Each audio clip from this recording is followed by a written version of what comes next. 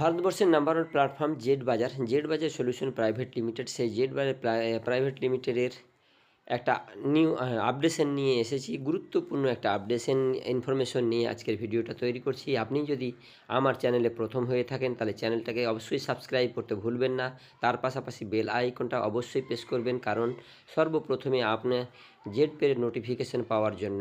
তো চলুন, আজকের যে ইনফরমেশনটা দেওয়ার জন্য ভিডিওটা করছি, সেই ভিডিওটা আপনি শুরু থেকে শেষ পর্যন্ত অবশ্যই দেখবেন। ইনফরমেশনটা হচ্ছে এই যে, চলুন আমি খুলে দিই আগে। প্রথমত জেড পে অ্যাপসটাকে খুললাম।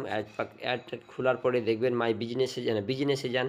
বিজনেসে যাওয়ার পর দেখবেন ও নিচে দেখুন transfer money to Z pay. এখানে দেখুন closing in 1 day 20 hours 33 minute 87 second.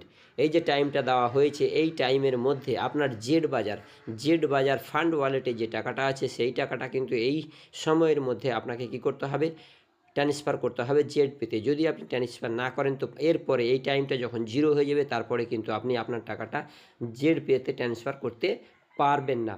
তাহলে তখন কি করতে হবে আপনাকে, তখন আপনাকে জেড পেতে আপনি রিচার্জ করতে গেলে সেখানে আপনাকে অ্যাড ফান্ড করতে হবে। এবং আপনি যদি আইডি লাগান, আইডি অ্যাক্টিভ করেন, তাহলে অ্যাক্টিভ করার জন্য আপনাকে কি করতে হবে, জেড বাজারে ফান্ড অ্যাড করতে হবে। তাহলে সব জায়গাতেই জেড বাজারেও আপনি মিনিমাম 500 টাকা অ্যাড করতে পারবেন এবং জেড পেতেও আপনি মিনিমাম 500 টাকা অ্যাড করতে পারবেন। জেড পেতে যদি আপনি 500 টাকা মিনিমাম অ্যাড করবেন, সেখানে যে চার্জটা লাগছে সেটা কোম্পানির চার্জ নয়, সেটা ব্যাংকের চার্জ, সেই চার্জটা আপনাকে দিতে হবে। আর জেড বাজারে যদি আপনি অ্যাড ফান্ড করেন, তাহলে 3 টাকা 54 পয়সা যে চার্জটা লাগবে, সেই চার্জটা কিন্তু আপনি আপনার ফান্ড ওয়ালেটে পেয়ে যাবেন। তো আজকের ইনফরমেশনটা এই পর্যন্তই। আমি বলবো যে এই ভিডিওটা আপনি শুরু থেকে শেষ পর্যন্ত অবশ্যই দেখেছেন, তাই আপনাকে অশেষ ধন্যবাদ। আর আপনাকে ধন্যবাদ দেবো আর একটা কারণে, যে আপনি এই ভিডিওটাকে যত পারেন আপনার বন্ধুবান্ধবের মধ্যে শেয়ার করুন, কারণ তাদেরও এইখানে কাজে লাগবে। ওকে, থ্যাংক ইউ।